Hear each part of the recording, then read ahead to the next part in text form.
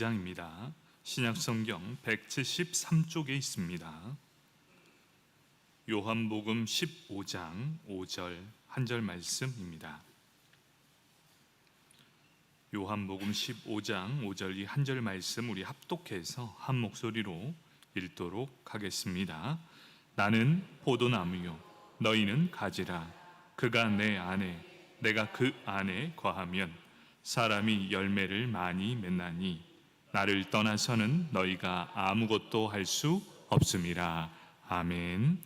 권사에 나오셔서 특송하시겠습니다.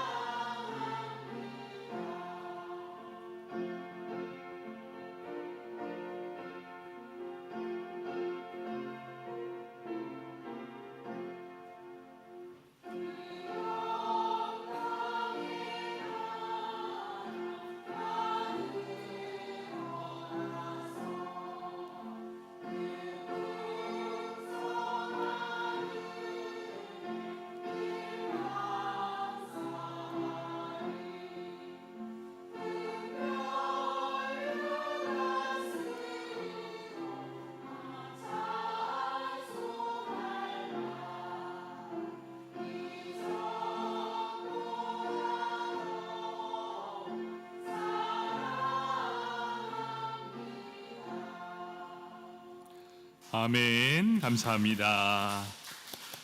이제 추석 명절이 이제 오늘까지 마지막인데 우리 권사님들 너무너무 수고 많으셨습니다. 그리고 여기 계신 모든 우리 어머님들 수고 많으셨습니다. 우리 박수로 격려하겠습니다. 감사합니다.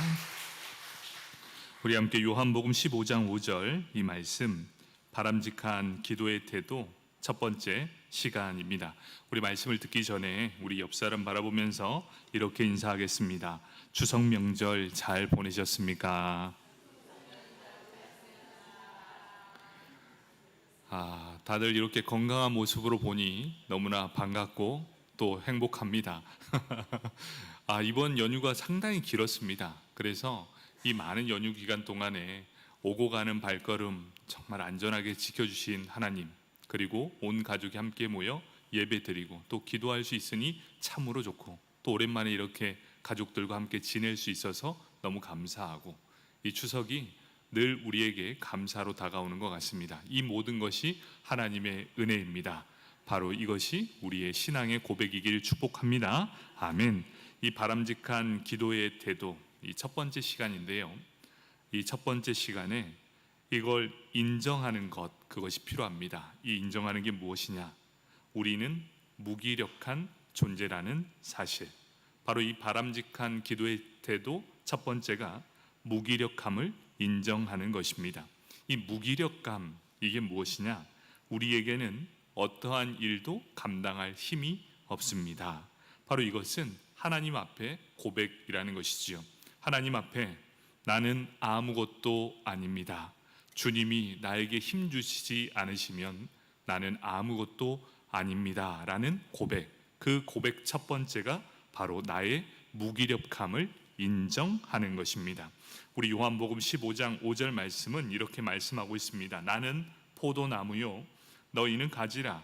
그가 내 안에 내가 그 안에 거하면 사람이 열매를 많이 낸나니 나를 떠나서는 너희가 아무것도 할 수 없음이라. 이렇게 말씀하고 있습니다. 예수님께서 우리에게 포도나무 비유를 말씀해 주고 있습니다. 나는 포도나무다. 너희는 가지다. 그리고 우리 하나님은 농부이시다. 이렇게 고백하면서 우리에게 이렇게 말씀합니다. 가지인 너희가 내 안에 딱 붙어 있으면 너희가 열매를 많이 맺게 될 것이다. 하지만 너희가 내 안에 붙어 있지 않으면 너희는 말라 비틀어질 뿐만 아니라 불에 살라 없어져 버릴 것이다. 때로는 너무나 무서운 말씀으로 다가오게 됩니다. 이 요한복음 15장은 포도나무의 비유인데요, 이 포도나무 비유를 통해서 우리에게 교회론을 말씀해 주고 있습니다. 교회는 어떠해야 되는지를 분명하게 보여주고 있습니다.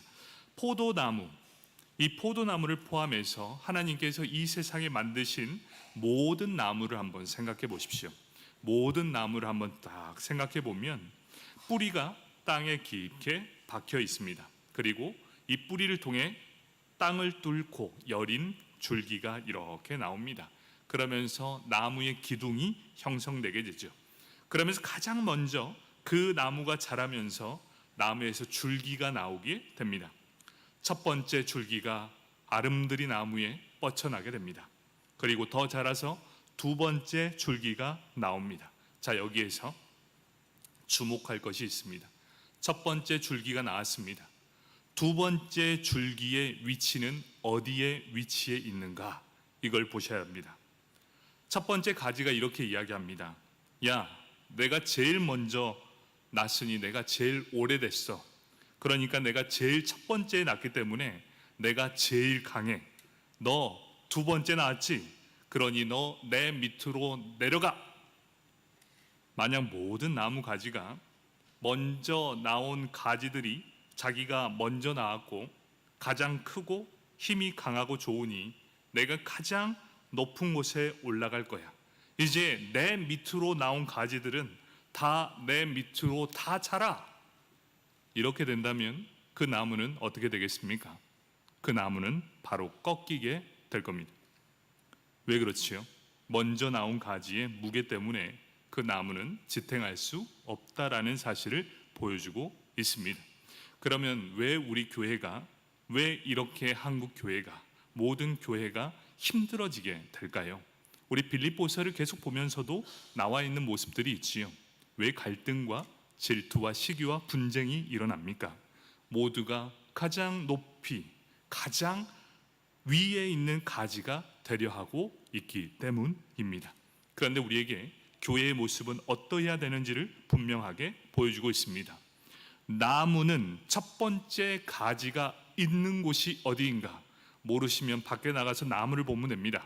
가장 첫 번째 나온 가지는 가장 튼튼합니다. 그리고 가장 든든합니다. 그 위치는 어디입니까? 가장 아래쪽에 위치하고 있습니다. 그리고 두 번째 가지는 그 위에 있습니다. 세 번째 가지는 그 위에 있습니다. 나무가 몇 살을 먹었든지 간에 우리는 항상 기억해야 합니다.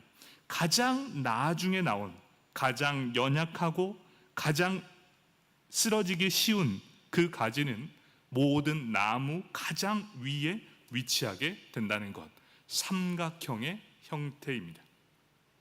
그래서 크고 강한 가지들이 밑에서 든든하게 받쳐주기 때문에 태풍이 와도 폭풍이 밀려와도 그 나무는 든든하게 버티고 있다. 바로 그것이 교회론의 모습, 참된 교회의 모습입니다. 나는 다른 사람보다 더 많이 헌신했어. 나는 다른 사람보다 더 많은 헌신을 했어. 그리고 나는 더 많은 봉사를 했어. 나는 굳은 일을 마다하지 않고 하나님이 너무 좋았고 주님의 몸된 교회를 너무나 뜨겁게 사랑하는 사람이야.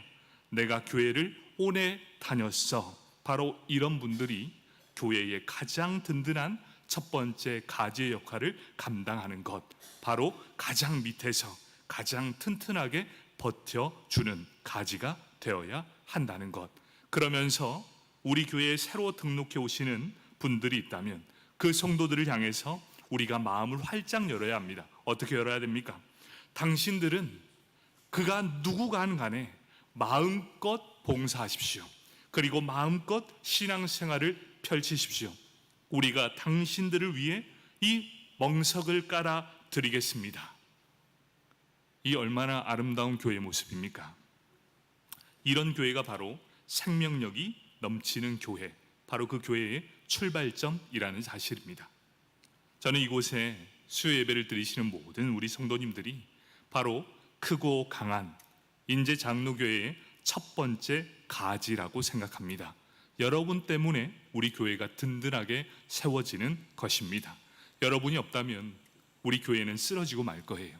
여러분 때문에 든든하게 세워져 가는 첫 번째 가지, 여러분이 바로 첫 번째 가지라는 거죠. 여러분이 든든히 중심을 잡아주십시오. 그래야 세상 풍파, 폭풍우가 밀려와도 절대로 우리 인제장로교회는 흔들리지 않게 될 것입니다. 바로 이 교회, 바로 그것이 예수님이 우리의 포도나무가 되어주시고 우리는 가지인데 여러분이 몇 번째 가지? 바로 첫 번째 가지. 여러분 그런 자존감, 그 모든 것을 회복한다면 하나님과의 더 친밀한 관계를 맺게 될 것입니다.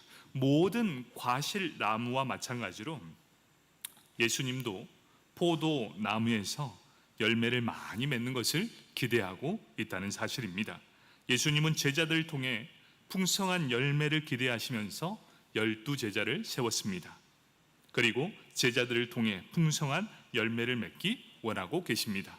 오늘 말씀의 포인트는 바로 여기서부터 시작되게 됩니다. 어떻게 하면 우리 삶에 풍성한 열매를 맺을 수 있을까? 오늘 이 말씀은 우리에게 명확하게 해답을 제시해주고 있습니다. 그 해답은 이것입니다. 우리가 예수님 안에 거하는 삶, 그리고 예수님께서 우리 안에 거하는 삶, 바로 이것이 열매를 맺는 가장 중요한 답, 이 명확한 해답을 허락해 주신다는 것이죠. 이 말씀이 무엇입니까? 예수님은 나의 구원자이십니다. 이 사실을 믿는 믿음이 있고 내 삶에 구원과 생명과 진리로 인도하심, 바로 예수 그리스도의 통치하심을 받는 삶을 살겠습니다 라는 결단이 있는 것, 또한 예수님께서 주신 바로 성령의 인도하심을 받는 삶, 그 사람이 풍성한 열매를 맺는다라는 것입니다. 정리해보면 이렇습니다.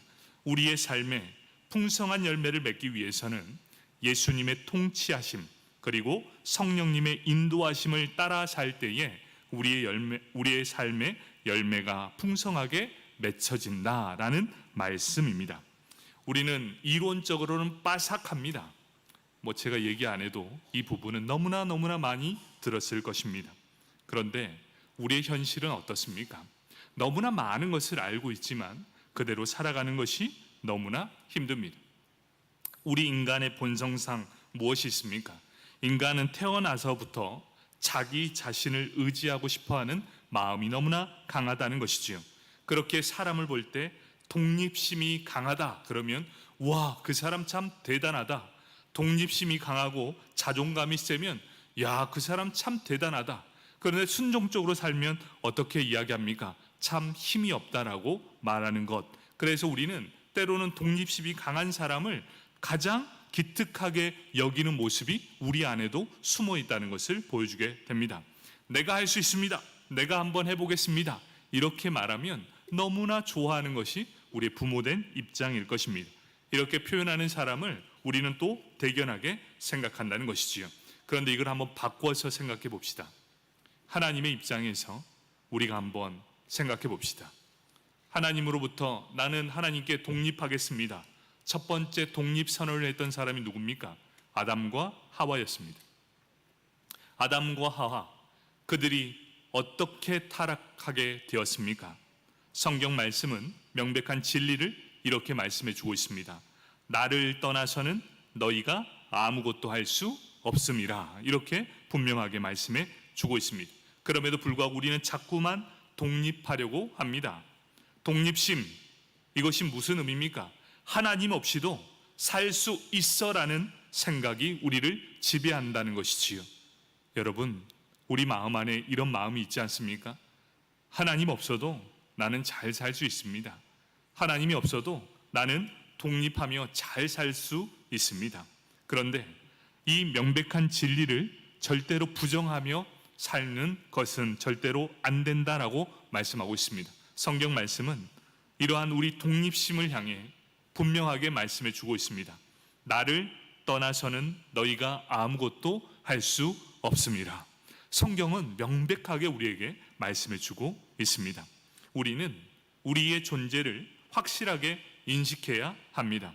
우리는 스스로 아무것도 할 수 있는 존재가 아니라는 사실을 인정해야 합니다. 우리는 철저한 무기력한 존재라는 사실입니다. 이것을 거꾸로 말하면 이것입니다. 우리는 하나님을 의존하지 않으면 단 한순간도 살아갈 수 있는 존재가 될 수 없다라는 사실입니다. 저는 하나님 없이도 잘 사는데요, 세상 사람들 보십시오.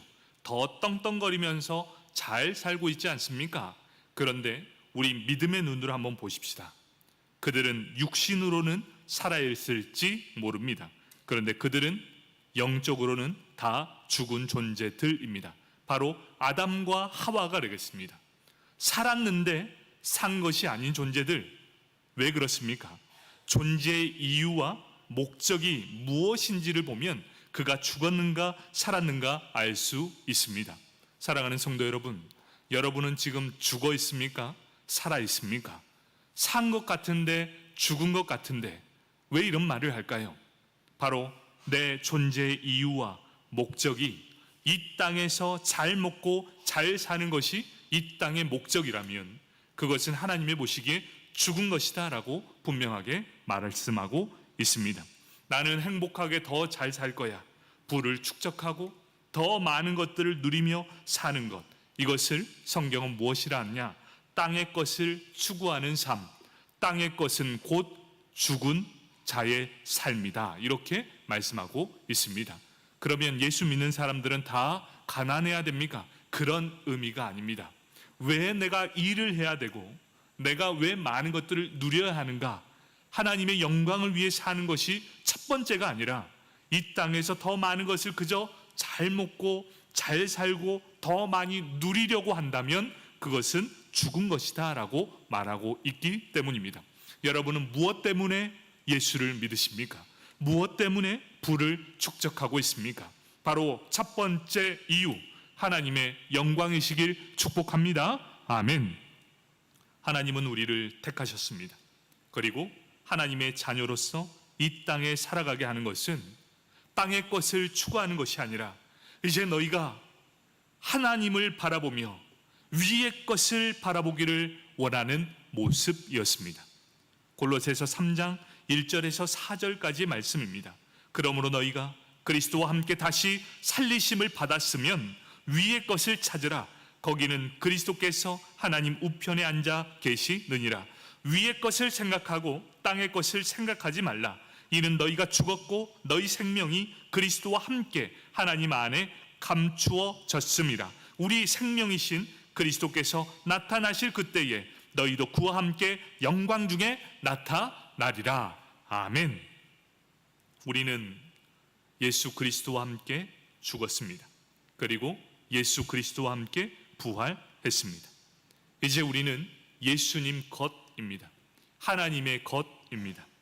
이제 더 이상 땅의 것을 생각하는 것이 아니라 이제 위의 것을 바라보며 향해 나아가야 합니다. 예수 믿는 사람들 잘 되어야 합니다.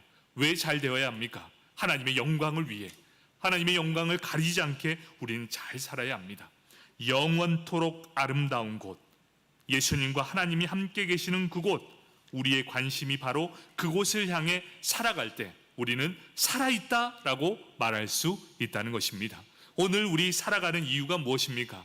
예수님을 위해 살고 하나님의 영광을 위해 산다면 오늘 하루를 잘 산 것입니다. 그래서 우리가 하나님 앞에 독립을 외치는 자가 아니라 오히려 우리가 무기력함을 인정하시는 것을 기뻐하신다.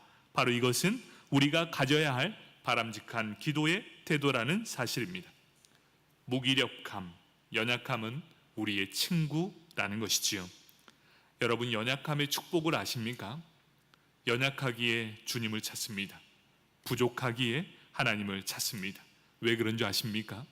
우리가 부족하고 연약하기 때문에 하나님을 찾고 구하고 기도하게 만드시는 하나님의 방편이라는 사실입니다. 여러분, 지금이라도 여러분의 문제 없고 걱정 없으면 이 자리에 앉아 있을 사람 누가 있겠습니까? 그렇게 어렵고 연약함 가운데 하나님을 깊이 만나고 보니 이제 주님 아니고서는 내 인생의 인도자, 참된 주인이 없구나라는 것을 인정하며 나아갈 때 우리는 이 자리에 있게 된 것 아니겠습니까? 이제 더 이상 물러설 곳이 없어요. 왜냐? 그 살아계신 하나님을 만났거든요. 그렇게 우리는 다시 되돌릴 수도 없습니다. 그렇기에 우리는 이 연약함이 축복입니다. 나에게 고난 주심에 감사하고 이 연약함을 통해서 하나님의 초청을 받아들이게 되었고 그 살아계신 하나님을 만나게 되었다는 사실입니다. 시편 기자는 이렇게 고백합니다. 시편 105편 4절에 이렇게 말씀합니다. 여호와와 그의 능력을 구할지어다. 그의 얼굴을 항상 구할지어다. 이렇게 말씀하고 있습니다. 여호와와 이 하나님과 그의 능력을 구하는데 그의 얼굴을 항상 구하는 자의 모습, 내 연약함이 있기에 하나님을 이렇게 만나기를 간절히 원하고 있다. 바로 하나님은 우리의 무기력함을 인정하는 자세를 기뻐하신다는 말씀입니다. 나는 전적으로 연약함이 있습니다. 내 힘으로는 아무것도 할 수 없습니다라는 걸 인정하는 사람, 나는 주님을 떠나서 아무것도 할 수 없습니다. 철저한 무기력함을 인정하는 것이야말로 하나님께서 기뻐하는 기도의 태도라는 것입니다. 헨리 나우에는 이렇게 말합니다. 기도란 잠시도 망설임 없이 저는 인간이요 당신은 하나님이십니다 라고 고백하는 일입니다. 인간은 가끔 실수를 저지르는 존재가 아니라 전적으로 죄인이고 전적 타락을 통해 내 안에서 이로운 것이 하나도 나올 수 없는 존재, 무엇을 하기에 조금 부족한 존재가 아니라 전적으로 무기력한 존재, 전적인 타락의 존재가 바로 나라는 사실을 인정하면서부터 시작한다는 것입니다. 그런 우리를 하나님께서 은혜를 베풀어 주십니다. 가끔 은혜를 베풀어 주신 분이 아니라 바로 그분은 총체적인 사랑으로 우리를 끌어 안으십니다. 이것을 인정하고 고백하는 순간 우리가 변화되고 회복이 일어나게 된다는 것이지요. 요한복음 우리가 15장 5절을 읽었지만 그 이후에 7절과 8절에 이렇게 말하고 있습니다. 너희가 내 안에 거하고 내 말이 너희 안에 거하면 무엇이든지 원하는 대로 구하라. 그리하면 이루리라. 너희가 열매를 많이 맺으면 내 아버지께서 영광을 받으실 것이요 너희는 내 제자가 되리라. 이렇게 말씀하고 있습니다. 여기에서 보면 이렇습니다. 많은 열매를 맺으면 하나님께서 영광을 받고 그제서야 내 제자가 되리라. 이렇게 말씀해 주고 있습니다. 열매를 맺는다는 것, 그것이 바로 제자가 된다는 첫 번째 이유 그리고 목적입니다. 말씀을 정리하도록 하겠습니다. 우리의 바람직한 기도의 자세와 태도를 보여주고 있습니다. 어떠한 자세로 우리는 기도해야 됩니까? 나의 무기력함을 인정하는 것, 거기서부터 우리의 능력이 시작된다는 것입니다. 곧 하나님의 능력이 시작되는 곳이 어디인가를 보십시오. 내가 아무것도 할 수 없다고 두 손 두 발 다 들 그때에 하나님의 역사가 일어난다는 것을 믿으셔야 합니다. 여러분이 힘을 주고 있을 때 하나님은 절대로 역사하지 않습니다. 도무지 아무것도 할 수 없습니다. 이제 내 생명이 주님 앞에 놓여 있습니다. 주님이 살리시던 죽이시던 주님 손 안에 내 모든 것을 전적으로 다 맡깁니다. 이제 저는 아무것도 아닙니다. 이렇게 선언하는 순간 하나님께서 이제 인생의 모든 것을 하나님의 주권대로 이끌어 가십니다. 여러분, 힘을 좀 뺍시다. 여러분은 무엇을 위해 이렇게 열심히 하십니까? 이제 우리는 힘을 빼야 됩니다. 왜? 하나님의 능력이 힘을 뺀 그 순간부터 일어나기 때문입니다. 우리의 기도의 태도, 나는 나의 힘으론 아무것도 할 수 없는 무기력한 존재입니다. 이런 죄인이 하나님을 붙듭니다. 여러분, 우리의 구원도 그렇지 않습니까? 여러분의 구원을 여러분이 얻으셨습니까? 우리는 자꾸만 내가 얻은 구원을 내가 얻은 것처럼 이야기합니다. 그래서 믿지 않는 사람을 막 쥐잡듯이 잡습니다. 예수 만나라고. 여러분, 절대로 그래서는 사람이 변하지 않습니다.